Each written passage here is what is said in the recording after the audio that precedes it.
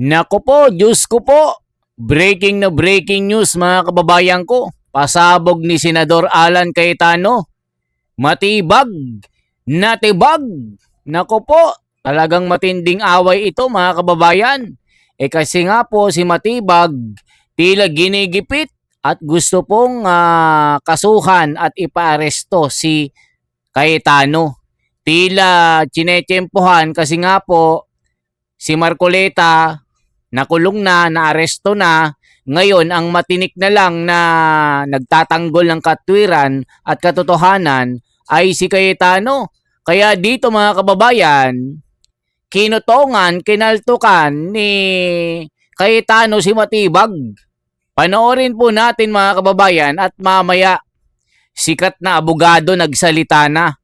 Ano ba ang kanyang masasabi sa ginagawang tila panggigipit ni Dayunyor sa mga senador na matitino para hindi malaman ang kabaluktutan ng ginagawa na wala na sa ayos?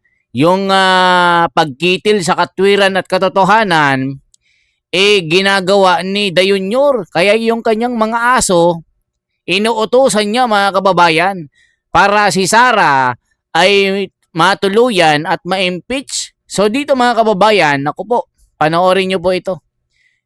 Senador Cayetano, nagsalita na talaga. Magugulat kayo. Matibag. Maiihi sa takot dito. Ito po. Praise God. Opportunity mga musta. Quiet lang po kayo, atin-atin lang to. Pero iparating natin sa NBI, sa DOJ at sa Malacanang. Tayo-tayo lang ha. Sabihin natin sa DOJ, sa NBI at sa Malacanang, di kayo halata ha. Slight lang, pero hindi naman kayo halata. Pero alam nyo po, meron biblical principle. Kung anong ating itatanim, yan ang ating aanihin. At sabi parati ng ating mga kababayan ay sana all. So, ito proposal natin sa NBI, sa Malacanang, at saka sa DOJ. Imbestigahan niyo yung Southeast Asian Games of 2019 kung saan tayo nag-overall champion at tinangala ng buong Southeast Asia. Imbestigahan niyo ng husto, bigay niyo lahat. We will support totally. Pag sinabi kong we, ako, at hinihimo ko lahat ng mamayan, supportahan yung investigasyon na yan. Tapos, ako naman, 10 ng aming mga kasama na ngayon ay nasa minority, imbestigahan naman namin ang flood control. Deal? So, madali lang yan, Malacanang, kasi sumusunod naman sa inyo. Sila Senator Erwin, sila Senator Lacson, yung mga nasa Blue Ribbon. Kalabitin nyo na. Total, 30 weeks. Matagal po itong impeachment. At sabi nga, wag panay technicalities. Lalo po ang Blue Ribbon Committee, wala masyadong technicalities doon. So, wag po tayo mangamba sa kahit anong investigasyon. Salamat po sa lahat ng nagpaparating ng suporta, lalo po yung prayers. Pagkatapos sabihin na incidental lang dahil yung building, biglang pinawalang sala na ang mga kakampi nila. Tapos sinabi ng DOJ, tama yung investigasyon na yan. Tapos ang Malacanang, naimbestigahan na daw yung sekretary nila, pero ako daw, hindi pa. Okay lang, imbestigahan natin lahat. Pero hindi naman siguro bad words ang flood control. Ang bad words ay cover up. So, tamang-tama, magsosona na ulit. Bigyan natin ng pwedeng pag-usapan ang mahal nating Pangulo na tunay na mga pangyayari. May list na kami ng mga witnesses na mga matitibay. Yung iba, nasabi na in public. So, supportan natin lahat. All-out investigation, katotohanan, para magbago na yung ating bayan. Ayan mga kababayan ko. Nakita niyo po ang pasabog ni Senador Alan Cayetano. Bistado, halatado ang ginagawa nila. Talagang planchado. Nakita niyo naman mga kababayan nakakaiyak po yung ginawa nila kay Senador Marcoleta. Nag-iimbestiga lang ito. Gusto lang tukuyin at malaman ng taong bayan ang ginagawa ng mga magnanakaw na maleta. Yung mga maleta gang.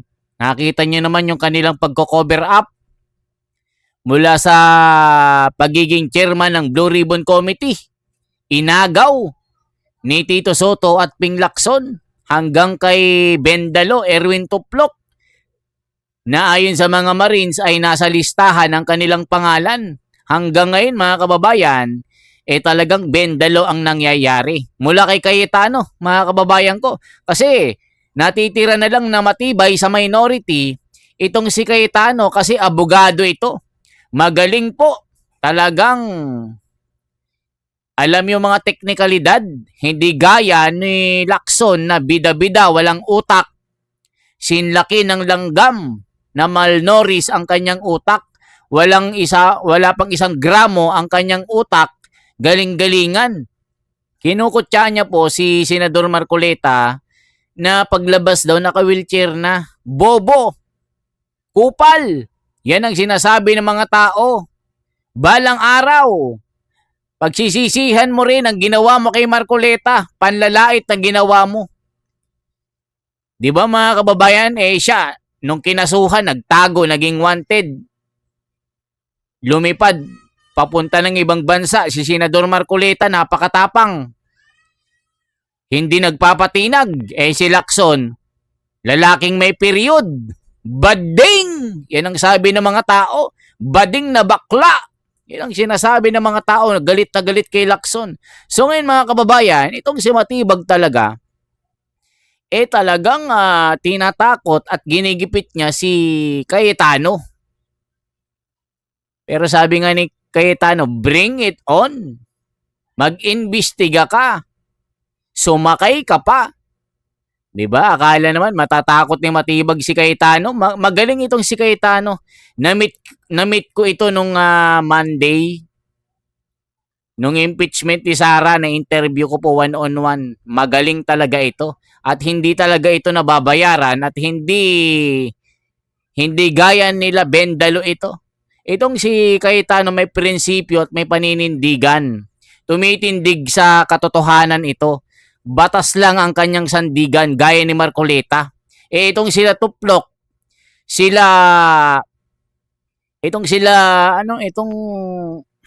tago ng tago na ito, si Ping Lacson at Tito Soto, mga Bendalo yan. Mga kupal na walang kwenta. Sayang ang mga pasahod. Nakita nyo ang cover up na ginagawa sa issue ng flood control. Ngayon, sumasaw-saw rin yung isang artistang Laos. Si Angel Locsin. Binabanatan niya si Robin Padilla. Nasaan daw si Robin Padilla nung ni-red tag siya? Nung panahon ni Tatay Digong kasi yan, mga kababayan, ni-red tag. Kung hindi ako nagkakamali. Nung administration ni PRRD, na red tag itong si Angel Locsin. So nag-iiyak ngayon sa social media. So binabanatan si Robin Hood. Bakit daw hindi siya nagsalita nung ni-red tag siya kasi wala naman daw katotohanan? Ngayon, nag-iiyak itong si Angel Locsin dahil inamin ni Robin Padilla na siya ay dati komunista. Ngayon, nag-iiyak talaga itong laos ng artistang ito. Binabatikos ngayon ng tao, tahimik na tahimik sa flood control issue ng mga nakawan na trilyones itong si Angel Locsin, pero si Robin, binabatikos niya. Na si Robin, alam natin na sinaniba ni Marcoleta, nasa katwiran din itong si Robin, kaya nga maraming sumusuporta kay Robin. Gaya ni Senator Alan Cayetano. Tignan po natin itong pasabog ni Attorney Panelo, batikang abogado ito mga kababayan. Chief Legal Counsel dati ni Tatay Digong ito po. Ang sabi dito, Panelo, dapat makontempt agad si NBI Director Matibag. Hindi pagdalo matapos masugpino. Tignan nyo mga kababayan. Ito po. Kasi yung mga excuse na ganyan, i-contempt mo si Matibag at kahit na sinong witness. Kasi yung mga excuse na ganyan, kalokohan yan. Gaya ng sinabi ng senador, teka muna, ikaw naman may deputy, may assistant pwede ka naman magpapunta ron. Ang mahalaga, kung ikaw talagang hukuman na totoo, pag ikaw sinumpi na, hindi ka pumunta, contempt mo kagad yan. Hindi na dapat pinag-uusapan, automatic manifestation, kesa talin mo pa yung sulat. I-file mo na lang, tapos ang usapan, huwag mo istorbe ng direct examination o cross-examination ng proceeding today. Ganun dapat ang mga presiding officer. Pinalagan nga ng ilang senator judges itong hirit kasi nga nung nakaraan or nung recently na Attorney Sal ay nalaman natin sa balita na gustong magpa-advance itong si NBI Director Melvin Matibag as witness na tumayo doon sa impeachment trial court. Kaya pinalagan na ilang senator judges yung kanyang hirit na agad paharapin sa impeachment court dahil nga sa nakatakda nitong biyahe sa abroad. Alamin natin ang ulat mula kay Angel Pastor. Bago pa man magsimula ang ika-4 na araw ng impeachment trial ni Vice President Sara Duterte at ang pagsalang ng ikalawang testigo ng prosekusyon na si NBI BARM Regional Director Jeremy Lotto, hiniling ng prosecution panel na mauna ng tumistigo sa July 14, Martes, si NBI Director Melvin Matibag matapos ang pagtestigo ng kanilang ikalawang witness nitong Lunes. Nakatakdang humarap sa Martes sa witness stand si OVP Chief of Staff Attorney Zulaika Lopez. Batay sa liham ni Matibag, kailangan umano nitong dumalo sa isang regional convention sa Thailand. Dahil dito, hiniling nitong maisalang siya sa witness stand sa mas maagang petsa. Your Honors, the prosecution is in receipt of a letter dated July 10, 2026 from NBI Director Melvin A. Matibag requesting that his testimony be scheduled or calendared at the earliest setting, considering that the National Bureau of Investigation, Your Honors, has been invited by the Federal Bureau of Investigation in coordination with the Royal Thai Police for a regional summit on scam center compounds and transnational organized crime. Ngunit pinalaga ni Senator Judge Alan Peter Cayetano ang kahilingan ng prosekusyon. Ayon kay Cayetano, hindi ito magiging patas sa mga senator judges na kinailangang kanselahin ang kanilang mga biyahe sa loob at labas ng bansa upang unahin ang impeachment trial. Giit pa niya, magiging masamang precedent ang pagbibigay ng espesyal na konsiderasyon sa isang testigo. Find it in bad taste that a bureau head will dictate to us that he's not available next week. We put aside so many important things, and then one witness who is in the government, who is a bureau head, will tell us, sorry, but because he has to be with the FBI, siya na yung mauna tomorrow. That might be a bad precedent. Nilinaw naman ni Presiding Officer Cheese Escudero na wala pang inilalabas na sabina laban kay Matibag kaya hindi pa ito obligado na humarap sa impeachment court. Tutol din ang defense panel sa hiling ng prosekusyon. Ayon kay Attorney Mark Vinluan, labag ito sa rules ng impeachment court, particular sa 5-day witness rule. Maaari rin anyang maapektuhan ang karapatan ng depensa na makapaghanda para sa cross-examination ng mga testigo. We would have to oppose. It will be in violation, Your Honor, of the impeachment court's directive that was given last week, insofar as the identities of the witnesses and as well as the order of the presentation. Number two, Your Honor, it will be, again, as mentioned by Senator Judge Cayetano, a violation of the 5-day notice rule.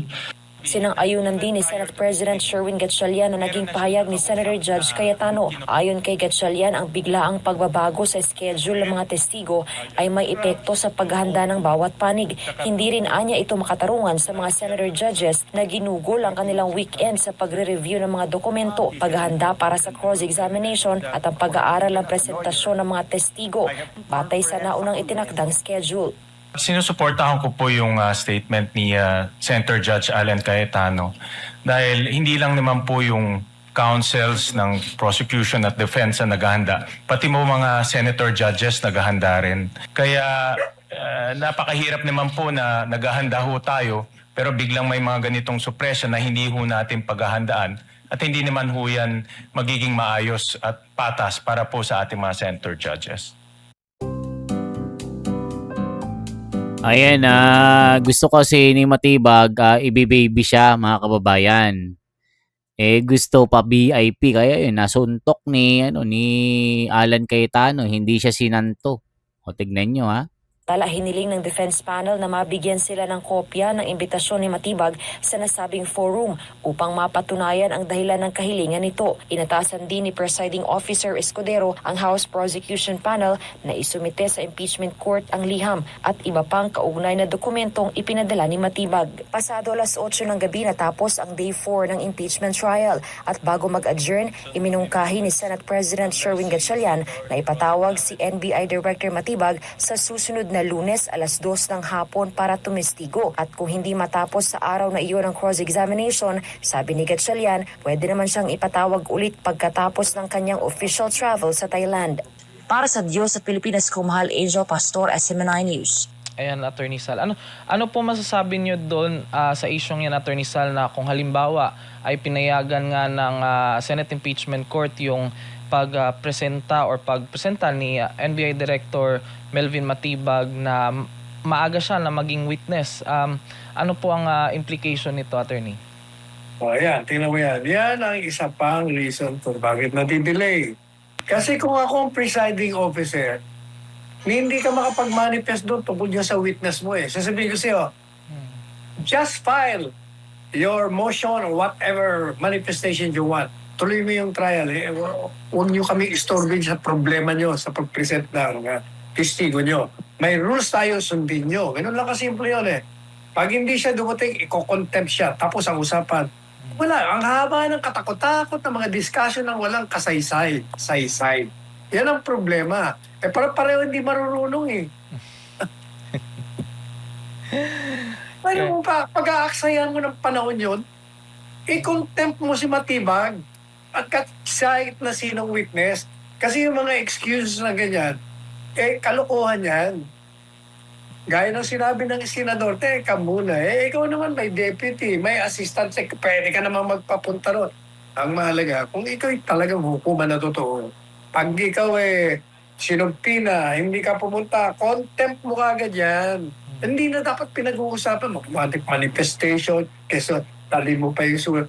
I-file mo na lang, tapos ang usapan, huwag mo istorbe ng direct examination o cross-examination ng proceeding today. Ganun dapat ang mga presiding officer. Pero, Pinag-aksayan nila ng panahon ng walang kakwenta-kwentang bagay.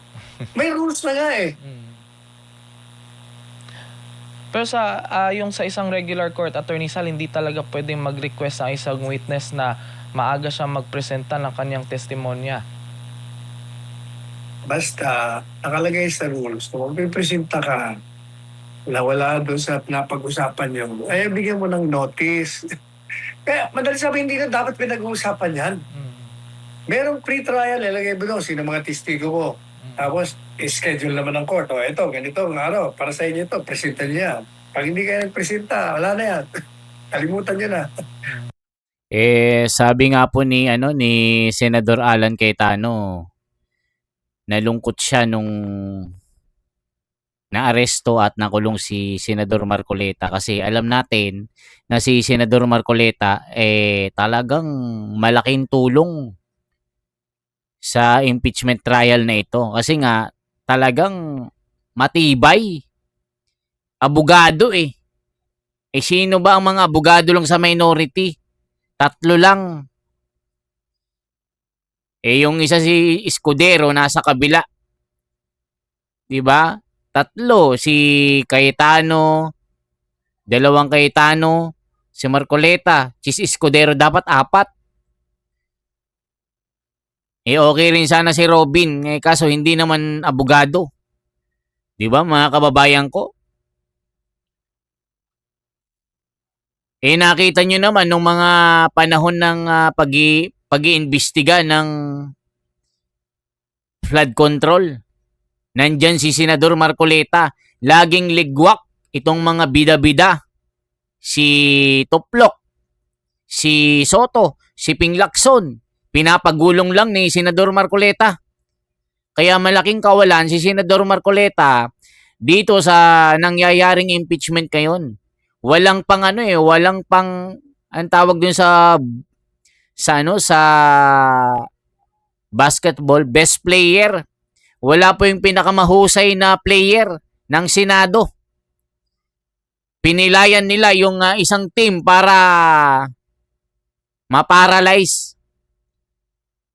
'Di ba mga kababayan ko? Ganyan po ang nangyayari ngayon. Naku, nakakaiyak po ito. Si Cayetano, iniipit ngayon. Ginagawa ng kaso, baka ipa-aresto rin ito, mga kababayan ko. Ganun dapat katatag ang isang presiding officer. Kung marunong ka talaga, matatapos siya ng madalian nang hindi mo nilalabag ang karapatan. Ang nangyayari, nilalabag niya yung pasensya ng taong bayan yung mga nanonood. Nabubuisit sa inyo Yan na, Attorney Sal, kasi nga kahit sa social media napapansin mo kung halimbawa yung sa pagpresenta pala ng mga witnesses yung iba nga ayaw na makinig, nakikinig lang sila kapag meron ng parang mainit na pag-uusap or discussion in between sa, for example, yung cross-examination, Attorney Sal. Yung duration ng impeachment is napakahaba. So nagmungkahi si Senator Panfilo Lacson ng mga paraan upang mapabilis daw yung impeachment trial ni Vice President Sara Duterte, kabilang nga ang pagpapahintulot na manatili sa Senado yung mga testigong nakatakdang humarap sa loob ng 1 linggo upang maiwasan yung pagkaantala ng pagdinig. Aniya, makatutulong daw ito upang mapabilis ang proseso habang napapanatili ang due process. Samantala, sinabi rin ni Presiding Officer, Senator Francis Escudero, na hindi na daw hinangad yung pagiging presiding officer na impeachment court at tinanggap lamang niya yung tungkulin bilang bahagi ng kanyang responsibilidad bilang senador. Yung sa part po na paikliin po yung duration ng impeachment, Attorney Sal, ano pong masasabi niyo dito?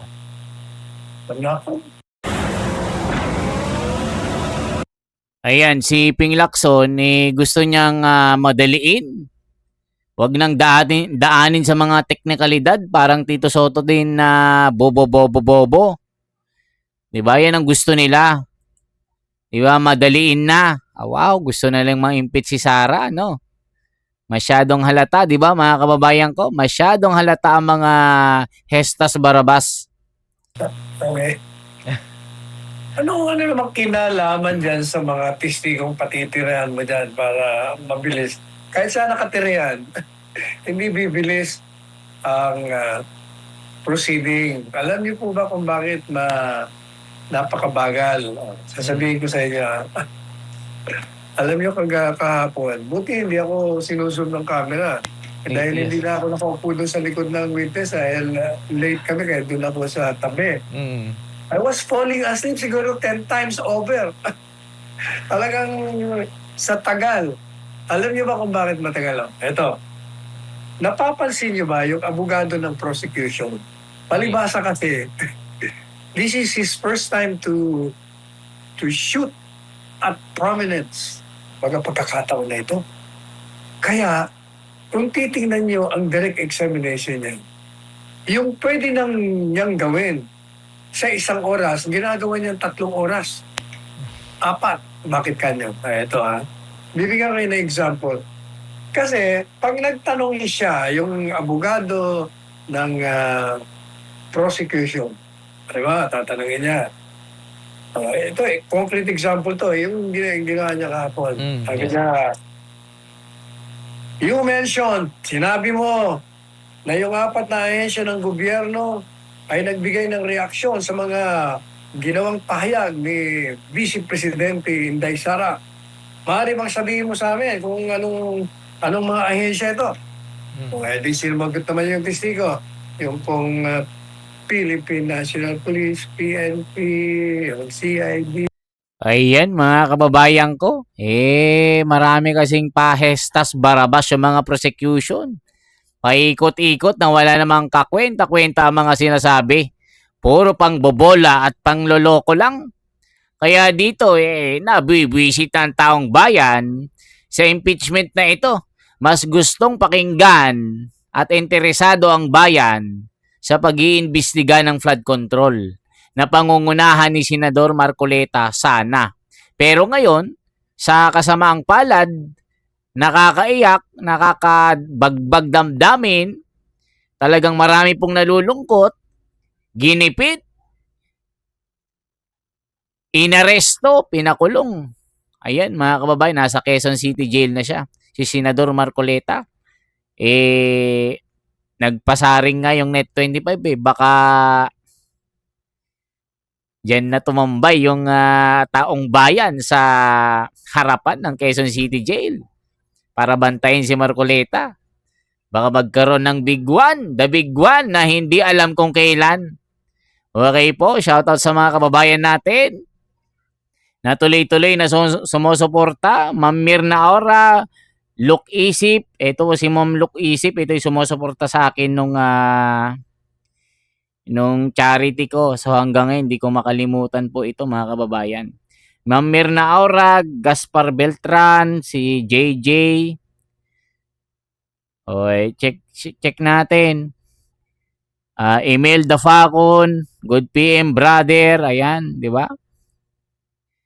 Sana makauwi na si Tatay Digong. Makakauwi na po yan, huwag kayong mag-alala. Shoutout sa inyong lahat mga kababayan. Once again, ako si The Wonders Philippines at i-follow nyo po yung ating FB. Ito po yung FB natin. The Wonders Philippines. Kung ano po yung pangalan po ng YouTube channel ko po, ganun din po sa FB. Nag-upload lang po ako dyan ng mga satire picture. Minsan reels or something. Basta i-follow nyo ako or i-subscribe nyo po ako. Salamat at yan lang po ang ating bahagi. Inuulit ko po, i-like nyo po yung ating video ha. Subscribe nyo po ako. Para tuloy-tuloy po yung ating mga ginagawang pagbabalita na ganito. Mabuhay po.